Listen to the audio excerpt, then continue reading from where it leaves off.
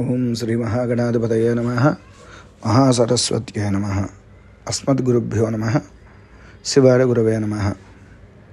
ఈ రోజున మన భవమంత్ర ఛానల్లో ఇంతకుముందు మనం కర్ణ విద్యల గురించి మాట్లాడుకున్నాం.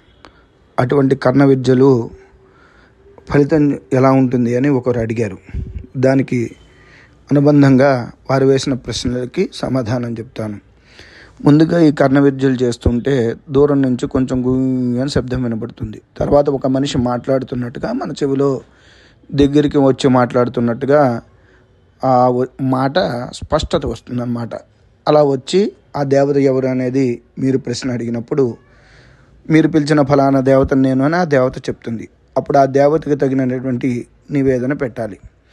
అలాగే ఈ కర్ణ విద్యలు ఎందుకు చేస్తారయ్యా అంటే ప్రతి మనిషికి భూత భవిష్యత్ వర్తమాన జ్ఞానాలు అంటే వాళ్ళకి జరిగేది, జరగబోయేది, జరిగినది ఎలాగా తెలుసుకోవాలా అనే తాపత్రయం ఉంటుంది. వాటి కోసం ఎక్కువ విద్యలు చేస్తారు. కొంతమంది భుక్తి కోసం ఎదుటివారికి జాతకము, జ్యోతిష్యములు ఇలాంటి విద్యలు ఎలాగైతే ఉన్నాయి ఇది కూడా అలాంటి విద్య. అలా చెప్పి భుక్తి కోసం కొంతమంది ప్రయత్నం చేస్తారు. ఇటువంటి విద్యలు ఫలించాలంటే గురువు యొక్క అనుగ్రహం కానీ పూర్వజన్మ సుకృతం కానీ ఉండాలి. ఈ విద్యలను తెలుసుకుని ప్రయత్నం చేసినా కూడా ఫలించిన వారు చాలామంది ఉన్నారు, ఫలించిన వాళ్ళు కూడా ఉన్నారు. ఫలించినా కానీ ఆ దేవతని మోతాదులో వాడుకుని ఆ దేవత యొక్క అనుగ్రహాన్ని పొంది శుభ ఫలితాలను పొందవచ్చు. అలాగే మీకు భూత భవిష్యత్తు వర్తమానాలు తెలిసినప్పుడు అది మీ ఇంట్లో వాళ్ళకి కానీ, బయట వాళ్ళకి కానీ, పక్క వాళ్ళకి కానీ వాడు మీరు అడిగేదాకా చెప్పకూడదు. దానిని నిగ్రహించుకునే శక్తి వచ్చినప్పుడు ఈ విద్యలు బాగా పనిచేస్తాయి అన్నమాట.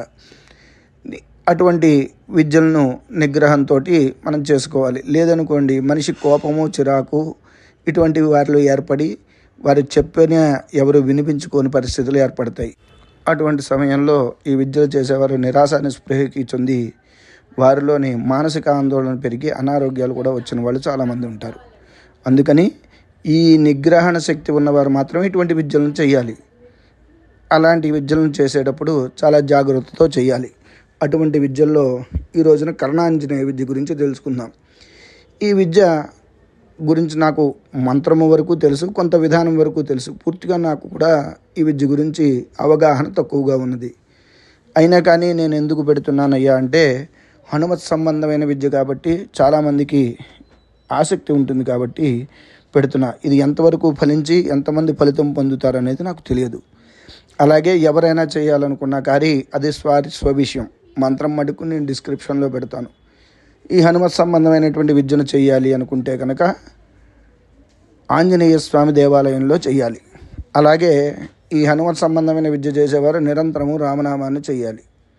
ఈ హనుమత్ విద్య చేసేవారికి కొన్ని లక్షణాలు కనబడుతూ ఉంటాయి. వారిని నిగ్రహించుకునే శక్తి ఉన్నవారు మాత్రమే ఈ హనుమత్ విద్యల జోలికి వెళ్ళండి, లేకపోతే వెళ్ళవద్దు. ఈ కర్ణాంజనేయ మంత్రాన్ని జపం చేయాలంటే హనుమదాలయంలో కూర్చుని దీక్షగా 48 రోజులు జపం చేస్తే కొంత ఫలితం కలుగుతుంది అని చేసిన వారు ఒకళ్ళిద్దరు చెప్పారు. నా అనుభవంలో నేను ఏ రోజు ఈ మంత్రాన్ని చేయలేదు. నేను ఎవరిని చేయమని చెప్పట్లేదు, విజ్ఞానానికి మాత్రమే పెడుతున్నాను.